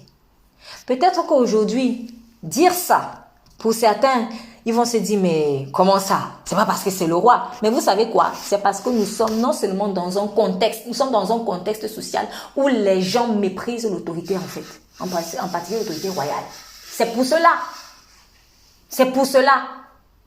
Donc pour toi, un roi, c'est n'importe qui. Mais il ne faut pas être surpris que quand Dieu te dit que toi, tu es un roi, toi-même, tu ne peux pas recevoir ça. Parce que si tu méprises l'onction royale chez l'autre, c'est que tu ne peux pas toi-même recevoir ta propre onction royale. En fait, tu ne sais même pas qui tu es. Un chauffeur de taxi, honnêtement, va honorer un autre chauffeur de taxi parce qu'il sait ce que c'est que ce travail. Il le sait. Si un autre va mépriser le chauffeur de taxi, c'est parce qu'il ne sait pas ce que c'est qu'être chauffeur de taxi, en fait. Mais si moi, je suis chauffeur de taxi et je sais ce que ça vaut, je vois l'autre, ah non, vraiment, que tu te bénisses, je suis chauffeur, tu vas honorer ça. Donc, quand je méprise l'onction royale de quelqu'un, c'est que je ne sais pas qui je suis moi-même. Pourtant, il est écrit qu'il est le roi des rois. Les autres rois là, c'est qui? C'est nous. Je ne sais pas qui je suis. Et Satan s'arrangera toujours à ce que tu ne saches pas qui tu es. Mais le roi, celui en qui bouillonne l'identité de roi, va toujours honorer le roi. Donc quand je méprise l'identité de Dieu, oh oui, l'invitation de Dieu, je veux dire, c'est compliqué. Dieu t'invite, oh là là, non, j'ai tant de choses à faire. Oh là là, c'est trop loin. Oh là là, je viens d'accoucher. Comme si les enfants, c'est devenu la gloire. Je viens d'acheter la voiture, je viens d'essayer. Bref, tu as trop d'occupations. Après, quand il va revenir, donnez-nous votre huile. Le salut est personnel. À l'heure là, le salut est personnel. Je ne peux pas partager ma relation avec Jésus-Christ à quelqu'un. Je ne peux pas prendre de moi et venir mettre dans la personne. C'est pas possible. Je ne peux que témoigner. Mais je ne peux pas être Jésus de quelqu'un. Je ne peux que témoigner de lui. Parce qu'il veut vivre en la personne en qui je témoigne aussi. Donc quand quelqu'un va venir me demander, donne-moi aussi ton huile, il y a des choses que je ne pourrais pas faire. Je ne peux pas te donner mon huile. Va chercher chez le maître toi-même. C'est en cela que, oui, le salut est personnel aussi. C'est en cela qu'il est personnel. Quand on dit qu'il est personnel, ce n'est pas une raison pour ne pas le partager. Ça, c'est mal comprendre. Mais le salut est personnel dans ce sens où chacun sera seul devant Dieu. Mon père ne sera pas là. Ma mère ne sera pas là. Le pasteur ne sera pas là. Il n'y aura rien qui sera là. Mon mari ne sera pas. Ma femme ne sera pas là. C'est one-to-one avec Dieu. C'est comme ça. Donc, l'histoire que de venir, oui, comme le fait de marcher beaucoup avec quelqu'un, comme un monsieur m'a sorti un jour, parce qu'il ne voulait tellement pas admettre que sa fille était possédée. On venait de délivrer sa fille. Quand on lui a... il n'était pas là à ce moment-là. Et puis, quand on lui a raconté ce qui s'est passé. Ah non, ma fille ne peut pas être possédée. 4 fois par semaine, je prie avec des pasteurs. Ah, donc pour lui, c'est le fait de prier avec les pasteurs qui fait qu'à l'heure, si son salut est garanti. Le pasteur lui-même, il se cherche. Donc toi aussi, il faut te chercher. C'est ça. Tout ce que Dieu a mis autour de nous, les amitiés, l'église, tout ça là, c'est pour concourir à une relation intime. Donc, si Dieu me place dans telle église, c'est en fait un moyen, mais ce n'est pas le point d'atterrissage. Ce n'est pas la gloire maintenant comme je suis ici ou comme je suis dans l'église XXX, à l'heure si je suis sauvée. Quand l'enlèvement va venir, il y aura plein de gens là dans l'église. Ça me fend toujours le cœur de dire ça. Mais c'est la vérité, je vous assure. Et à certains d'entre vous, je vous ai déjà dit, ça m'est arrivé 2 fois. Une fois, moi, personnellement, et la deuxième fois, c'était un témoignage d'une pasteur. Mais dans une église, en fait, à l'époque, qui était mon église, à l'époque. Sur plus de 1000 personnes. Tu entends le Saint-Esprit te dire, si je descends, si Jésus revient, je compte sur le bout des doigts ceux qui vont monter avec lui. Il n'y a même pas 5. Et en fait, moi, quand je donne ce témoignage, je dis il n'y a même pas 5. Mais à vrai dire, j'avais le chiffre, mais c'est que ça me faisait mal de dire. En fait, je voyais 3 personnes seulement. Dont une enfant en plus. 3 personnes seulement. Donc, si j'enlève l'enfant là, parmi les adultes, peut-être 2 seulement. Alors qu'on on est nombreux. Moi, ça m'a tellement donné la crainte. J'ai dit, Haya, en tout cas, Seigneur. Ça, en fait, ça fait réfléchir. Ça fait réfléchir sur pour quelle raison, en fait, je vais à l'église. Pour quelle raison? Dans quel état de cœur? Donc, les amitiés que Dieu me donne, c'est pas parce que je marche, comme ce monsieur a dit, c'est pas parce que je marche ou je prie que 4 fois par semaine avec le pasteur que je suis à l'heure si sanctifiée ou que je marche dans la sanctification. Tout ça, c'était juste pour te booster. Dieu te met des personnes autour pour te booster en fait dans ta relation avec lui. Mais ce n'est pas maintenant pour que tu te mettes à côté, tu te dis bon, comme je suis à côté, ça y est, c'est bon et moi je ne travaille pas à mon salut. Ce n'est pas bon, c'est vraiment une erreur. Si quelqu'un vous fait croire ça, si tu as un ami ou même un pasteur ou bref, peu importe la personne qui te fait croire que c'est seulement quand en fait que ton salut dépend du fait d'être à côté, c'est pas ça, à côté d'elle, c'est pas ça. Il faut que le à côté là, déjà que c'est Dieu qui t'est mis là. Et en plus, que au moins tu aies pu peut-être observer des choses que tu vas reproduire dans ta vie, dans ta relation avec le Seigneur, afin aussi d'apprendre à pêcher le poisson. Parce que c'est le but de Dieu, que nous soyons tous des pêcheurs de poissons. Qu'on ne vienne pas seulement manger le poisson, mais que nous soyons tous des pêcheurs de poissons. Donc nous avançons. Alors le roi David envoya et le fit amener dans la maison de Makir, le fils d'Amiel, de le débat. Alors oui, la deuxième chose, donc j'ai parlé de la royauté en fait dans ce passage. Il y a une deuxième chose qui est très intéressante. C'est quand vous dit que il est dans la maison de Makir, fils d'Amiel, à le débat. C'était pas vraiment fait exprès, mais j'étais poussée à faire ça. Je me suis intéressée en fait au nom d'Amiel. Mais vraiment que lui. Parce qu'à vrai dire, on vous dit qu'il est dans la maison de Maki. Mais c'est Maki qui est le fils d'Amiel. Donc c'est pas comme si c'était... Bon, après on peut dire aussi que c'était dans la maison d'Amiel si on traduit maison par famille. Oui, on peut le dire comme ça. Oui, on peut le dire.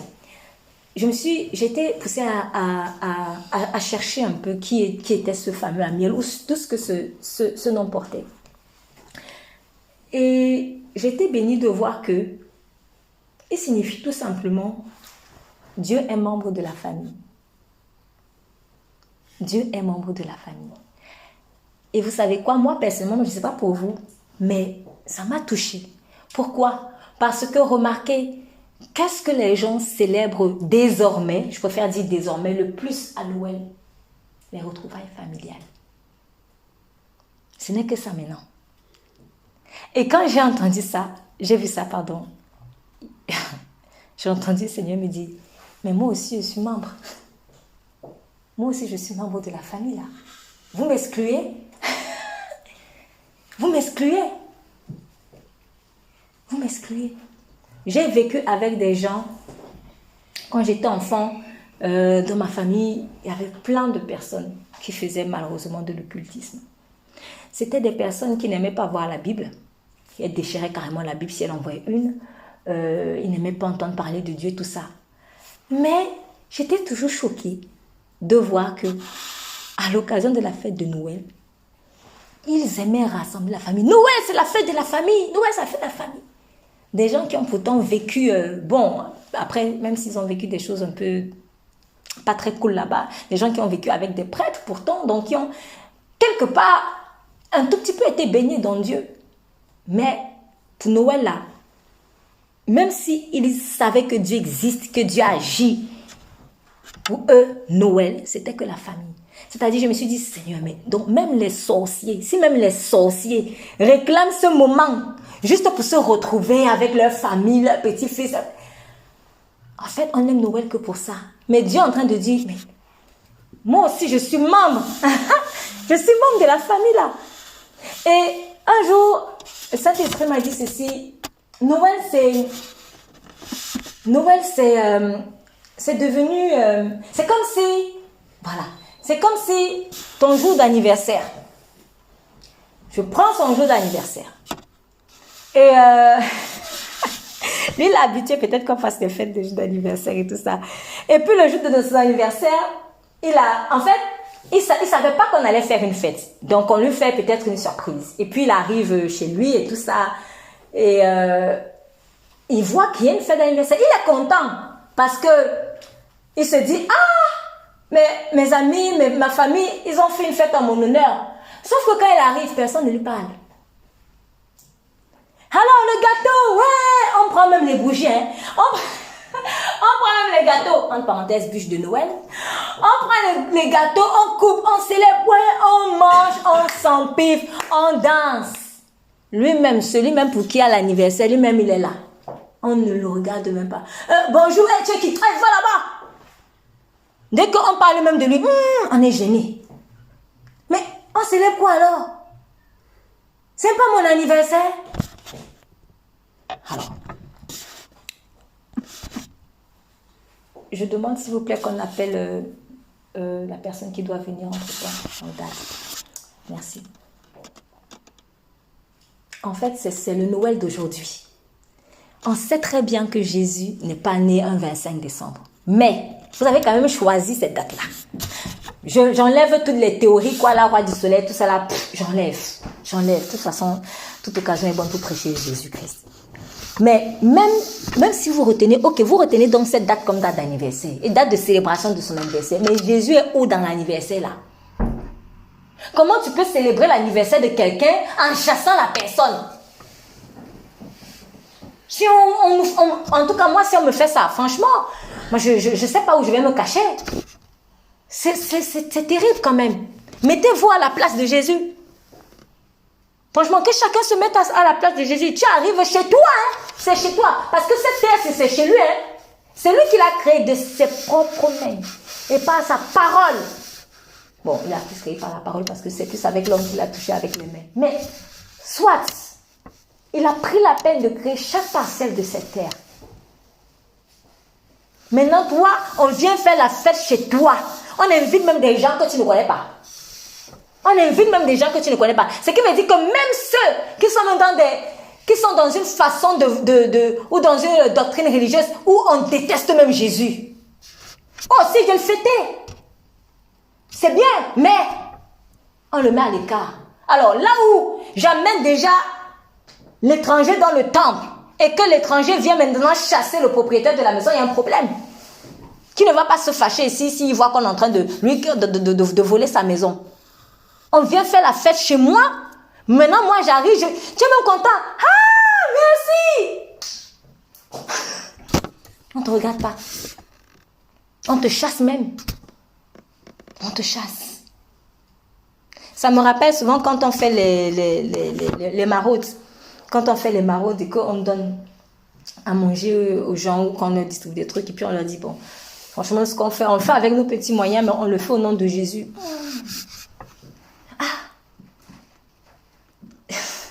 Et j'ai dit un jour à quelqu'un, quand j'étais en train de lui prêcher la parole, je lui ai dit, mon ami, donc toi tu veux manger le pain de Jésus, mais tu ne veux pas Jésus. Et c'est ce qu'on fait en fait. On veut manger les bénédictions de Jésus, mais on ne veut pas Jésus. Tu veux venir à l'anniversaire de la personne, déjà tu ne la connais même pas. Tu ne connais même pas la personne. Tu ne connais pas l'anniversaire de la personne. Tu viens manger son poulet, son poisson, son pain, son foufou, tout ce que tu veux là. Prenez toutes les mesures, vous voulez, les bûches, tout ça. Mais tu ne cherches pas à le connaître. Même pas un joyeux anniversaire. C'est triste. Mais voilà le Noël d'aujourd'hui. Voilà le Noël d'aujourd'hui en fait. Mais ça doit pas être comme ça. Qu'est-ce qui m'intéresse? C'est la nourriture de la personne ou c'est la personne? Si au moins même c'était même les deux. Si au moins même c'était les deux. Mais ce qu'on fait, nous, ce qu'on veut, c'est que la nourriture. C'est que le sapin, tout ça. Et on danse bien même. Mais on chasse l'auteur de la joie. Oh. Dieu est membre de la famille. Oui, c'est une belle valeur que de régner la famille. C'est une très belle valeur. Si Dieu t'a établi dans une famille, et vraiment, sauf s'il a fait comme avec Abraham, quitte ta famille, quitte ta patrie. Mais si tu as la bénédiction, la grâce, vraiment, d'être uni avec ta famille, protège-la, bénis-la, prie pour elle. Vraiment. Mais sache que Dieu est membre aussi de la famille. Et j'ai envie de dire, c'est le premier membre en fait. Car il est écrit, il est le Dieu de qui toute famille tient son nom. Si Dieu n'est pas là, la famille n'a pas de sens. Si Dieu n'est pas là, la famille n'a pas de sens. De telle sorte que si je suis même moi-même chassée par ma famille, si mon père et ma mère m'abandonnent, l'Éternel m'accueillerait. Parce que Dieu veut que tu sois dans une famille. Il ne veut pas que tu sois seul. Il y a plein de personnes là aujourd'hui, vous voyez comment là, les rues sont presque vides. Mais il y en a qui sont seuls. Ils n'ont personne. Je vous assure, Dieu pleure quand il voit ça. Parce que souvent ce qui est aussi dommage avec Noël, c'est que c'est là où, comme bon, on a centré ça sur la famille, c'est là où celui qui n'a pas de famille se rend compte. En fait, je suis vraiment... En fait, c'est comme si on remet le couteau dans la plaie. Du coup, la bonne nouvelle, en fait, c'est que Dieu, il te connecte, en fait, à une nouvelle famille. C'est ça, la famille de Dieu. Il en est membre. Là où Dieu est membre, vas-y. Mais même si, peut-être ta famille que tu appelles la famille de sang, si Dieu n'est pas dedans, c'est dangereux. C'est dangereux. C'est très dangereux. Moi, je dis souvent aux gens, franchement, on veut souvent aimer plus nos familles que Dieu. Mais comme un jour Dieu m'a dit, vas-tu aller en enfer pour ta mère? Donc, il y a des choix importants à faire, en fait. Je peux pas aller en enfer avec ma mère. Parce que la personne à laquelle même tu t'accroches trop, là, qui sont souvent comme des Lot. Abraham a tellement voulu s'accrocher à son neveu Lot. Mais ça faisait un voile sur son visage. La personne avec qui tu t'accroches là, tu sais, si tu es en Christ, tu as accepté vraiment Christ, tu es sauvé. Si cette personne n'a pas accepté Christ, malheureusement, elle ne va pas être sauvée. Mais si tu sais, si tu vas au ciel, la consolation et l'amour qu'il y aura là-bas sera tellement fort et grand. Tu ne vas pas pleurer, en fait. Tu ne vas pas pleurer.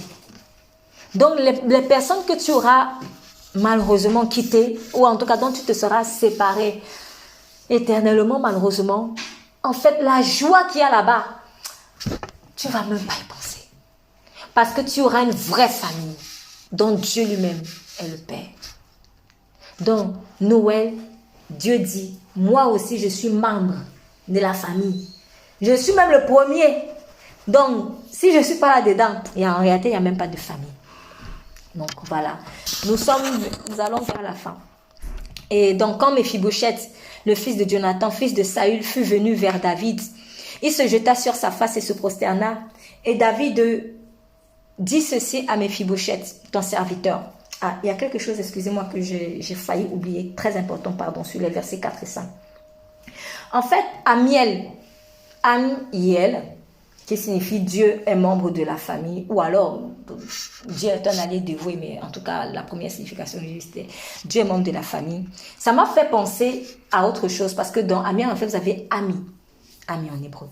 Mais le ami là m'a rappelé que il y avait quelqu'un qui s'appelait aussi comme ça, Ben-Ami, qui était le nom du fils de la deuxième fille de Lot, qui est le père des Ammonites.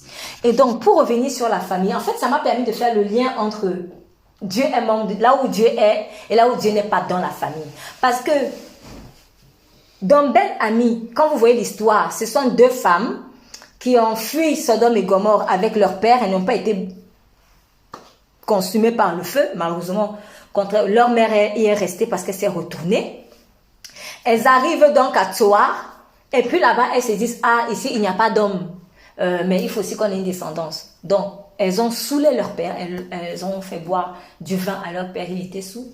Et elles ont couché avec leur père. Une à une. Et les deux sont tombées enceintes. Et donc, la deuxième a appelé son enfant Ben-Ami, qui signifie fils de mon peuple. En fait, Amila, ou Mi, c'est peuple, en fait. Donc, littéralement aussi, on peut dire Dieu est membre de mon peuple. Mais dans peuple là, quand on entend peuple, en fait, c'est famille, c'est une lignée, c'est une descendance. Là, voilà le cas de deux femmes qui ont voulu créer une famille. Ça a donné quoi? L'esprit d'inceste a poursuivi jusqu'à la descendance. Parce que les Moabites et les Ammonites ont toujours été des combattants, des ennemis d'Israël. Et l'une des choses, justement, l'une des abominations, en fait, qu'ils faisaient, c'était ces pratiques incestueuses. Le sacrifice des enfants, tout ça. Le sacrifice des enfants, comme par hasard, elles pensaient qu'en allant coucher avec leur père, elles allaient avoir des enfants, mais elles ne savaient pas qu'en faisant ça, tu es en train de livrer déjà ton enfant à Satan. Ce n'est donc pas étonnant que plus tard, des générations plus tard, leur descendance adore un Dieu qui réclame les sacrifices d'enfants. Elles-mêmes, elles ont fait alliance avec ça. Dans quelles conditions je vais fonder ma famille? Parce que si Dieu n'est pas dedans, c'est pas vraiment une famille, ça. Si c'est ça que j'appelle famille, moi personnellement, je suis désolée. J'ai envie de fuir de là. Une famille comme J'ai vu hier, j'en parlais avec une de vous hier, une famille où Dieu est en train de dire, le père et le fils vont vers la même femme. Ça, ce sont les conséquences de Moab, des alliances bizarres. Quand dans une famille, tu as inceste, viol, les trucs bizarres comme ça là, comment tu peux être à l'aise dedans? Ça, c'est pas vraiment une famille, ça. Si dans la famille, il n'y a pas l'amour, c'est rien. Il n'y a rien. Il faut se poser la question. Si je vois qu'il y a les mêmes choses, les mêmes cycles ténébreux qui arrivent dans ma famille, c'est-à-dire on accouche toujours des enfants hors mariage, ou même on ne se marie jamais, ou alors telle personne, les gens meurent toujours vers telle date, la même période, des choses comme ça là. Il faut pas rester comme ça. Il faut s'arrêter et se dire, mais où est-ce qu'une alliance a été faite? Parce que si je reste comme ça et je suis à l'aise, je dis que c'est ma famille, c'est qu'il y a quelque chose qui ne va pas. S'il y a quelque chose qui ne va pas. Quand Dieu se place dans une famille, c'est pour qu'il y ait la paix. C'est pour ça qu'il appelait Jérusalem, Yerushalayim, la cité de la paix. Parce que tout ce que Dieu veut, c'est rassembler tous ses enfants pour faire sa grande famille. Et il les a placés où? À Yerushalayim, Shalom, la paix. Ce que Dieu veut, c'est que dans la famille, il y ait la paix. S'il n'y a pas la paix dans la famille, là, ce n'est pas une vraie famille, ça. Ce n'est pas une vraie famille. Dans la fille de Lot, les filles de Lot sont allées fabriquer autre chose qu'elles appelaient famille. Dans quelles conditions tu veux fonder ta famille?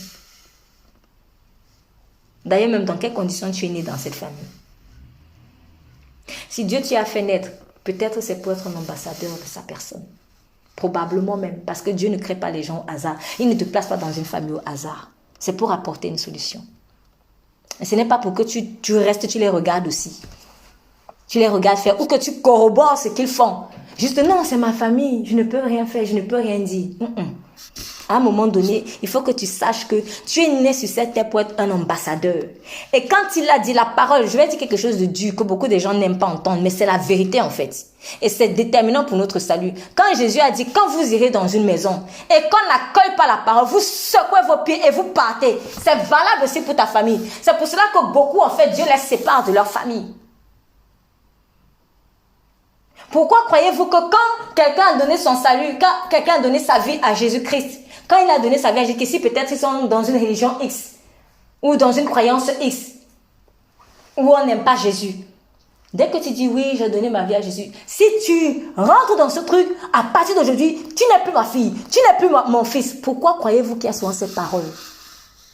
La personne même qui te dit ça, le père ou la mère qui te dit ça, ou alors on va te dire, tu n'es plus ma soeur, si tu rentres dans cette religion, la personne qui te dit ça atteste que le lien qu'elle a avec toi est d'abord spirituel, ce n'est pas d'abord le sang. Parce que tu ne peux pas chasser mon enfant parce qu'il a donné sa vie à Jésus-Christ. Cela veut dire qu'en fait c'est mon enfant sur la base d'un lien spirituel. Lui-même il est en train d'attester. Et moi, je veux m'accrocher au lien de sang, c'est la vérité. La vraie famille, c'est le lien spirituel. Même dans le monde des ténèbres, on le sait. C'est pour cela qu'il est écrit, deux seront couchés sur le même lit. Quand viendra l'enlèvement, un va partir, l'autre va rester. Il y a des gens qui vont laisser leur femme, qui vont aller au ciel, qui vont laisser leur femme, d'autres vont laisser leur mari. Donc il faut mettre les choses prendre les bonnes priorités en fait. Tant que tu vas t'accrocher comme Abraham, Lot, tu ne verras jamais les étoiles dans le ciel. Tu ne verras pas les étoiles dans le ciel. C'est quand Lot a été séparé d'Abraham, quand il a dit non, toi va à gauche, toi va à droite. À ce moment-là, Dieu a recommencé à lui parler. Et là, il a même étendu la bénédiction. En fait, la bénédiction étendue était déjà là. Mais Abraham ne pouvait pas voir. Tu es déjà largement béni. Mais tu n'arrives pas à voir, en fait, l'ampleur de ton héritage parce qu'il y a des lots. Et certains lots, c'est la famille. Ne fais pas de ta famille ton Dieu. Ne fais pas de ta famille ton Dieu. Dieu d'abord et la famille après. Et ne crois pas que tu peux aimer ta famille plus que Dieu. Ça, c'est une grande leçon qu'il m'a donnée. Il m'a dit, ne crois pas que tu peux aimer ta famille plus que moi. C'est moi qui les ai créés là. C'est moi qui suis mort pour eux. Même ta propre mère, ton propre père ne pouvait pas faire ce que Jésus a fait en fait. C'est impossible. Il ne peut pas. Il ne pouvait pas. Au premier coup de fouet, il a dit, pardon, laissez-moi tranquille. Il ne pouvait pas. Donc, sachant vraiment honorer ça, Dieu est membre de la famille. Donc, à Noël, il mérite la première place. Il mérite la première place. Et David dit à Méphibosheth, Méphibosheth qui en passant signifie celui qui retire la honte. J'étais très intriguée parce que j'ai constaté dans la famille de Saül, dans la famille de Saül, j'ai constaté qu'il y avait pas mal d'allusions à la honte en fait. En réalité, vous avez au moins 3 personnes qui avaient un lien dans le nom, qui portaient un nom qui signifiait honte ou dans lequel il y avait honte. Donc, vous avez par exemple Ishbosheth. Il y a 2 Ishbosheth en fait. Il y a Ishbosheth qui était, il me semble, il y avait un des fils de David, un des fils de Saül, je veux dire. Il y avait un des fils de Saül, celui qui a régné en Israël pendant 7 ans et qui malheureusement a été tué par 2 personnes et après David a pris la royauté.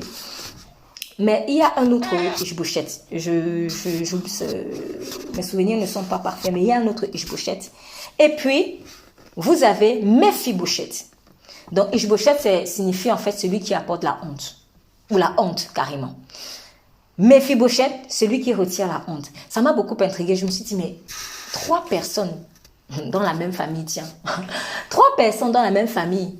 Honte encore, mais l'autre, c'est retire la honte. Et c'est d'ailleurs, c'est intriguant que le dernier soit celui qui retire la honte. Comme si il y avait toujours un joug de honte dans la famille et qu'enfin, quand celui-là est né, va dire, peut-être c'est toi qui vas venir même nous sauver. Allez, Méphibosheth. Mais c'est vrai, finalement, quand on voit par exemple comment il est mort ou comment il a vécu, c'était honteux. Il y a des choses comme ça que je peux vivre dans ma famille. On dirait que je porte la poisse ou que la famille n'a que la poisse. Ça ne vient pas de Dieu. Ça ne vient pas de Dieu. Et sache que si tu es né dans une famille comme ça, honteuse, où la honte colle comme à la peau, Dieu aussi veut t'utiliser comme un Méphibosheth. Donc, là où tu vas te poser la question de savoir, mais Seigneur, pourquoi moi je suis né là-bas? Ah, Seigneur, peut-être que tu es celui qui est là pour retirer la honte. Dieu ne t'envoie pas là-bas par hasard. C'est peut-être pour retirer la honte en fait. Tu es probablement ce Moïse-là, ou ce Josué, ou ce Méphibosheth. Mais pour ça, il faut que tu rentres dans l'alliance. Et remarquez comment du coup Méphibosheth a fait. Il s'est prosterné et il a dit que ton serviteur que tu aies regardé un chien mort tel que moi. En fait, il a fait comme David a dit dans le psaume 8. Qui est l'homme? Qui suis-je? Moi. J'apprécie beaucoup l'attitude de Méphibosheth, contrairement à l'attitude d'Ishbosheth. Parce que quand on a proposé la royauté à Ishbosheth, alors que Ishbosheth savait que c'était David qui était le roi, il a accepté. Donc, il a volé la gloire de quelqu'un. Il est aussi mort de façon honteuse. Maintenant, on propose de partager la table du roi à Méphibosheth. Il vient humblement. Je ne mérite pas. Est-ce que vous voyez un peu la différence? Ishbosheth, qui signifie la honte, a accepté la place de David, carrément. Méphibosheth, qui retire la honte, s'est humilié en disant, je ne mérite même pas roi David. Alors que c'était son père qui était le roi. Alors que Michal, la fille, ne voulait pas que son père soit jugé, parce qu'elle était dérangée de ce que la royauté soit passée à une autre famille que la sienne. Donc, pour retirer la honte, il faut vraiment que tu marches dans l'alliance, en fait. Et que tu sois humble. Que tu honores la royauté de Dieu. Et de tous ceux par qui Dieu aussi passera. Parce que Dieu ne va pas toujours descendre comme ça en te disant, boum, honore ma royauté. Il va passer parfois même par des gens insignifiants. Peut-être quelqu'un qui va me venir en haillon. À toi de reconnaître dans l'esprit qu'il faut que tu sois humble, en fait. C'est la seule manière d'enlever la honte dans nos vies. La seule, l'humilité. Reconnaître que vraiment je ne mérite pas. Je ne vais pas parler de ça parce qu'on va bientôt arrêter. Mais plus tard, vous verrez même que Méphibosheth, il a dit à David, ah mais franchement, je paraphrase, mais ce que tu as fait pour moi là, tu as le droit de me tuer. Après tout ce que ma famille t'a fait. Tu as le droit de me tuer. C'est ça, reconnaître ses péchés. Peut-être c'est même pas peut-être des péchés que toi-même tu as commis directement. Mais comme Dieu a dit à Israël, il a dit à... Alors, je ne sais plus si c'était Israël, mais c'est un passage où il dit ceci. Il parle de façon prophétique. Il dit, ton père est un Héthien, ta mère est de Canaan. Et quand quand on t'a accouché, personne n'a lavé, en fait. Personne ne t'a lavé. On ne t'a même pas coupé le cordon. Moi, ça m'a toujours intrigué que Dieu dise à la personne, ton père était un Héthien, ta mère était cananéenne. Donc Dieu est en train de dire, c'est comme si, franchement, quand on voit même déjà de la famille d'où tu viens, c'est compliqué avec toi. Alors, là où peut-être je vais dire que, c'est la famille qui a fait, mais c'est pas moi. Mais si Dieu prend la peine de dire ça, c'est qu'il est en train de dire, excusez-moi l'expression, c'est comme si le virus de Héthien et de Cananéens, c'est en toi aussi. C'est juste que ça ne s'est pas encore manifesté. C'est ça. C'est juste que ça ne s'est pas encore manifesté. Parce que il n'y a pas que le lien de sang que je reçois de mon père ou de ma mère, mais il y a aussi, j'en ai parlé une fois, il y a parfois un héritage caractériel. Parfois. Il y a un héritage spirituel en tout cas. Au moins ça. Et c'est ça que Jésus est venu briser à la croix. Donc, même si je n'ai pas commis l'inceste, comme peut-être le grand-père ou l'arrière-grand-père a commis l'inceste. Mais une chose est sûre, c'est que si je n'ai pas fait alliance avec Jésus, il y aura des manifestations de l'inceste de l'arrière-grand-père là, ce qui vont me réclamer. Surtout s'il m'a livré à Satan. Si je ne suis pas dans l'alliance avec Christ. Donc, vraiment, soyons des Méphibosheth. Des gens qui sont là pour enlever la honte, là où Dieu nous a placés. Ce que Méphibosheth a fait, c'est pour ma part, c'est comme enlever un peu la honte. C'est-à-dire, c'est comme si il a sauvé l'honneur dans la famille de Saül, sur qui était tombée la honte. Soyons des gens comme ça. Soyons des gens comme Jonathan, qui aussi était de la famille de Saül, mais il n'a pas reproduit les actes de son père. Lui, il est entré, il a fait alliance avec David. Donc, ce n'est pas parce que ma famille fait ça que je suis obligée de reproduire la même chose. Je peux faire la différence, mais il faut que je rentre dans l'alliance. Ce n'est que comme ça que je fais la différence. Ce n'est pas en essayant d'être bien par mes forces, c'est en entrant dans l'alliance avec Jésus. Tu cultiveras et regardez les bénédictions. Prenez ça, c'est comme ça en fait, c'est comme ça que Dieu nous bénit. Alors Méphibosheth se prosterna à ton serviteur. Puis le roi dit à Tsiba, serviteur de Saül, et lui dit, j'ai donné au fils de ton maître tout ce qui appartenait à Saül et à toute sa maison. Vous voyez, quelqu'un qui n'avait rien du jour au lendemain, on lui dit, à partir d'aujourd'hui, tous les domaines de Saül, tout ça là, c'est pour toi. Il dit, je te donne même une maison de serviteurs. Les anges nous servent. Il est écrit, ne savez-vous pas que nous allons juger les anges? L'homme est puissant. Hein? Nous sommes vraiment puissants en fait. J'ai donné au fils de ton maître tout ce qui appartenait. Tu cultiveras donc pour lui cette terre-là, toi et tes fils et tes serviteurs. Tu en recueilleras les fruits afin que le fils de ton maître ait du pain à manger. Tu ne manqueras de rien. L'Éternel est mon berger. Fais de Jésus, entre dans l'alliance, tu ne manqueras de rien. C'est le travail, c'est quoi? Tu ne manqueras de rien. Tu auras constamment à manger. Tout ce dont tu auras besoin, entre seulement dans l'alliance. Tous les jours. Tous les jours. Et Méphibosheth, le fils de ton maître, mangera toujours. Donc, c'est-à-dire, s'il n'était pas des êtres humains, j'aurais pu dire éternellement. À ma table. Dieu veut que tu manges à sa table. Voilà, accepte l'invitation du roi. Viens manger les mets de Jésus-Christ. Or, Tsiba avait 15 fils et 20 serviteurs. Donc, et les enfants de Tsiba et les 20 serviteurs, 35 serviteurs, toute une maison, que pour Méphibosheth, pour rien comme ça. Qu'est-ce qu'il a fait? Que accepter. Parce qu'il aurait pu dire non, je ne veux pas. Il a accepté dans l'humilité, je ne mérite pas, mais je prends. C'est comme ça qu'on doit faire. Seigneur, je ne mérite pas, mais je prends. Je ne mérite pas, mais je prends. C'est ça. Et Tsiba répondit, ton serviteur fera tout ce que le roi mon seigneur commande à ton serviteur. Et Méphibosheth dit, le roi mangera à ma table comme... Attendez. Et Méphibosheth dit le roi, mangera à ma table comme un des fils du roi. Parce qu'il n'en était plus. Ça, il était déchu. Il n'était plus. Dieu a restauré ce que Méphibosheth avait perdu. Je te redonnerai les années que les sauterelles t'ont dévoré. Il est écrit. Comme un fils du roi. Tu n'es pas n'importe qui. Ce n'était pas son fils, mais il est devenu fils du roi. Or, Méphibosheth avait un jeune fils nommé Mika, et tous ceux qui demeuraient dans sa maison de Tiba étaient ses serviteurs. Et Méphibosheth demeurait à Jérusalem, dans la cité de la paix, parce qu'il mangeait toujours à la table du roi. Il était boiteux des 2 pieds. Il était boiteux des 2 pieds. Alors, quelle que soit ta situation, boiteux des deux pieds ou bien blessé à la tête comme j'ai vu le hamster ou la souris dans le songe, viens comme tu es. N'attends pas d'être propre pour venir à Jésus, parce que certaines personnes disent, ah oui, peut-être comme je suis pas bien, ou je suis trop pécheur, donc je peux pas venir. C'est comme si tu es en train de dire, bon, je suis pas assez musclé, donc je ne peux pas aller à la salle de sport.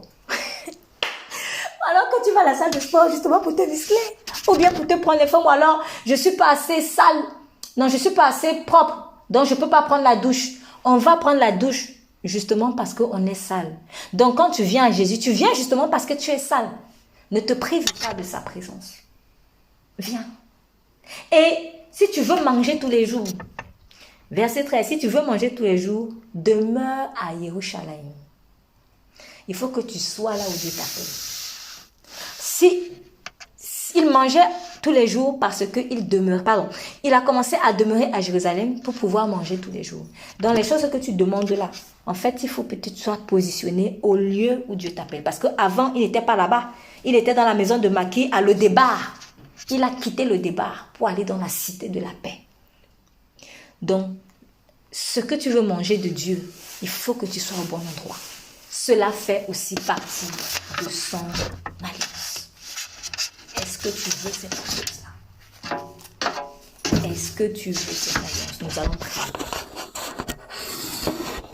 Père, dans le nom puissant de ton Fils Jésus, alors que le monde, ou en tout cas spécifiquement ce pays, que la France est en train de se retrouver autour d'amis, de famille, autour d'un repas et de célébrer Noël, je prie que toute personne qui écoute ce message accepte de faire partie de ta famille. Oui, parce que tu es membre de la famille. Tu en es même le principal, tu en es l'auteur, tu es l'initiateur de cette famille. Tu es l'initiateur de nos familles. C'est de toi que chacune de nos familles tient son nom. Tu es celui qui donne une famille à ceux qui n'en ont pas. Je prie donc pour que si quelqu'un écoute ce message et qu'il se sente seul, que cette personne se sente seule, Seigneur, viens lui donner une famille. Une famille par des liens spirituels, le lien de Christ lui-même. Car finalement, c'est la vraie famille, puisque c'est la famille qui est éternelle. C'est celle-là qu'on ne perdra jamais. Parce que c'est avec celle-là qu'on va dans les cieux. Je prie également pour ceux qui se trouvent dans des familles, Seigneur, où tu les as placés comme des Méphibosheth pour retirer la honte, qu'ils puissent accomplir, Seigneur, leur mission dans la patience, dans l'amour. Donne le courage à quelqu'un peut-être à qui tu as donné cet ordre comme Abraham, quitte ta famille, quitte ta patrie, quitte la maison de ton père, d'obéir. Quitte l'autre, que cette personne obéisse aussi. Tout en lui montrant, Seigneur, que tu l'aimes et que tu aimes sa famille plus qu'elle-même ne peut aimer sa famille. Je te dis merci parce que tu es celui qui prend le pauvre, l'indigent pour le faire asseoir à la table des rois. Et c'est ce que tu as fait avec nous en Jésus-Christ, Père. Que l'alliance à partir d'aujourd'hui soit vraiment le seul moteur de nos prières. Car de nous-mêmes, nous ne méritons rien. Que toute la gloire te soit rendue. Au nom de Jésus-Christ, nous avons prié. Amen.